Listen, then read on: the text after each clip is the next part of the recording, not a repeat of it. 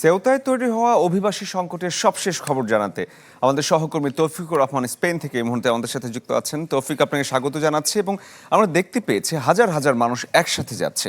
সীমান্তের এই মুহূর্তে কি অবস্থা এবং এই পরিস্থিতি সামাল দিতে স্পেন সরকার কি পদক্ষেপ নিয়েছে? শরীফ, আপনাকে ধন্যবাদ। আপনি জানেন যে গত গত গত ২-৩ দিনে কিন্তু প্রায় ৫০,০০০-এর বেশি অভিবাসী স্পেনের সেউতা শহরে আ অ অনুপ্রবেশ করেছিল। কিন্তু এই ১ দিন ২ দিনের ব্যবধানে কিন্তু আবার নতুন করে ফিরতে শুরু করেছে এই আ মরক্কিস যারা এই সেউতাতে প্রবেশ করেছিল অভিবাসী, তারা কিন্তু আবার ফিরতে শুরু করেছে। তো এই ফেরার পেছনে যে কারণগুলো বলা হচ্ছে যে ওখানে আসলে খাদ্য সংকট এবং কর্মসংস্থানের সংকট দেখা দিয়েছে ব্যাপকভাবে। এবং এখানে গিয়ে আরেকটা কথা আপনাকে আমি জানিয়ে রাখি যে এখানে যেটা মরক্কিস যারা ফিরে যাচ্ছে, তারা যেটা অভিযোগ করছে যে এখানে স্প্যানিশ পুলিশ কিংবা যারা মরক্কিস এখানে স্প্যানিশ নাগরিক আছেন, মরক্কো বংশোদ্ভূত, তারা কিন্তু তাদের উপর আক্রমণ করেছে বলে তারা এমনটা অভিযোগ করেছে।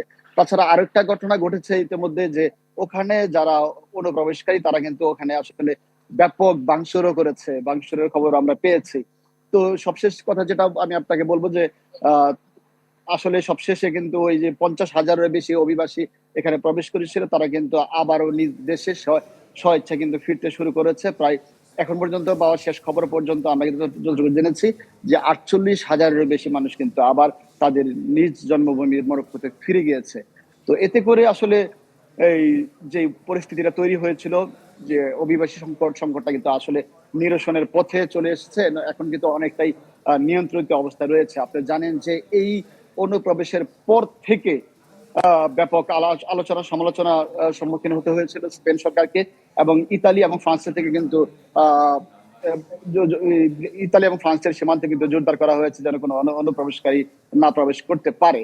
তো আপনাকে আরো বলব যে এখানে আ এই প্রবেশকে ঘিরে কিন্তু আসলে প্রায় ৬০ জনেরও বেশি মানুষের প্রাণহানির ঘটনা কিন্তু ঘটেছে এই এই সেউতা শহরে। আসলে এই প্রাণহানির পেছনে যে কথাটা বলা হচ্ছে যে কিছু অধিকাংশ মানুষই কিন্তু আসলে এই ডুবে মারা গিয়েছে এই সাগরে। এবং কিছু মানুষ কিন্তু পদদলিত হয়ে এই মৃত্যুবরণ করেছে। তো আরো কিন্তু কিছু মানুষ নিখোঁজ রয়েছে ইতিমধ্যে।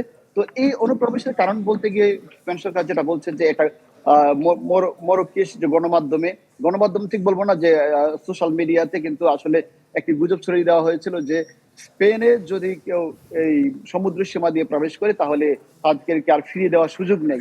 এই গুজবটি ছড়িয়ে যাওয়ার পরে এই দালাল চক্র এই সুযোগটা নিয়েছে এবং যারা অতি দরিদ্র এবং উন্নত জীবনযাপনের আশায় ইউরোপে প্রবেশ করতে চায়, তারা কিন্তু হুমড়ি খেয়ে পড়েছে। এবং হাজার হাজার প্রায় ১.৫ লাখেরও বেশি মানুষ কিন্তু রাতারাতি এই স্পেনের সাত্রে প্রবেশ করেছে। আমরা দেখেছি যে কিছু তৌহিদ, আপনাকে পরিবার অনেক ধন্যবাদ। আপনার দেওয়া তথ্যগুলো আমাদের কাছে পরিষ্কার বুঝতে পেরেছি।